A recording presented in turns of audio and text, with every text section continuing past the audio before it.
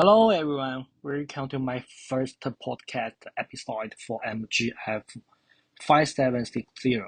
I'm honestly a bit nervous because it's my first time doing something like this, but also super excited to talk about a topic that really catch my attention: global chat governance. Yeah, definitely that sounds technical, but trust me, it's juicier than it sounds. So today I wanna walk you through something I've learned that really changed how I think about world chat, especially the transformation from GATT to the WTO and how big corporations seem to be calling more shots than we realized. Let's win to 1948, post World War II chaos. Economics were in shambles. Countries want stability. That's where GATT came in, a global effort to reduce tariffs and prevent trade wars. Great idea, right? And it worked, mm, kind of.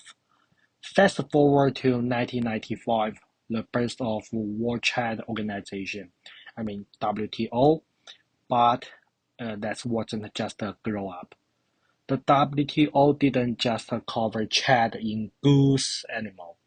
It expanded its rulebook to cover services, intellectual property, and even agriculture. Sounds impressive, but also dangerous overreaching. On paper, the WTO looks democratic. Everyone gets a vote. Everyone matters. But in reality, it's a bit more like packages VIP consent. I mean, big corporations are in the green room and the developing countries are stuck outside without a pass. Let me hit you with a start. According to Action Aid, there were over 17,000 corporate lobbyists in Washington alone. That's around 30 per member of Congress. And these lobbyists, they don't just play in local leagues. They are involved in WTO negotiations. They sit on advisory boards, have access to confidential texts, and sometimes even join official delegations. Meanwhile, civil society, shut out.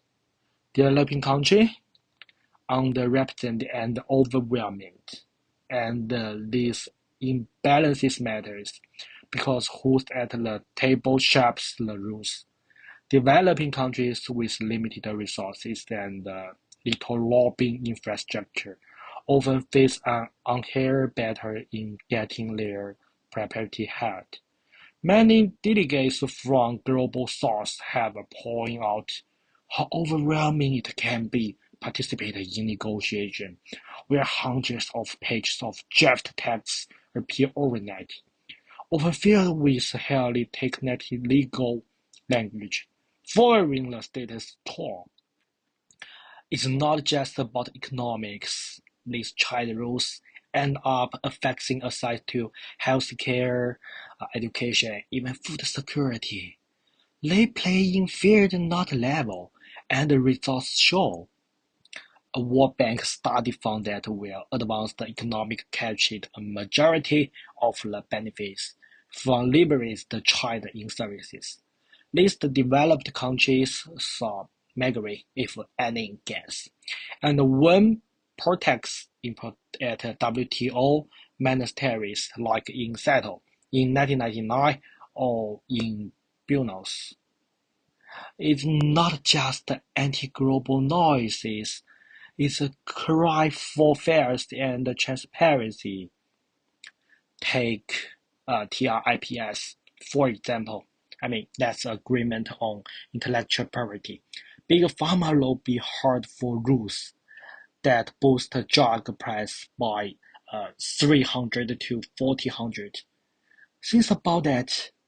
If you are a developing country battling HIV, AIDS crisis, those rules are not just inconvenient, they are devastating. And they're more under GATS, the service agreement. We have seen push to private public service like health, education, and even water.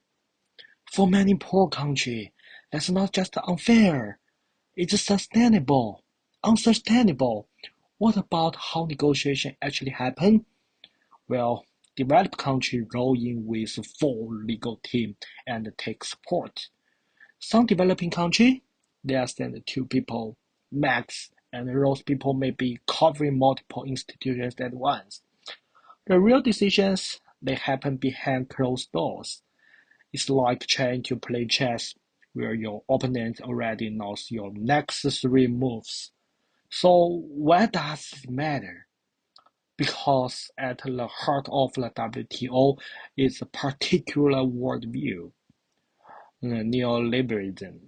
Markets fix them, governance should stay out of the way. But critics like Ha Zhongchang have said, hold up. Free trade isn't free if the playing field is entitled. Liberalizations can be deepen inequality and shock state capacity, especially in the global south. So what now? Where I believe reform is possible. We need more transparency, more inclusive participation, and political space for countries to develop on their own terms. Manning protectionism isn't always the bad word, especially when the global north used to grow and now tells others not to do it. Mm, to sum it up, governance matters, institutions matters, trade rules are not natural, and the WTO is not just about economics. It's about real people, real consequence, and real power. Alright, anyway, that's the from me today. Thanks for attending in my first podcast. Catch you next time, hopefully with fewer nerves and even more insights. Peace.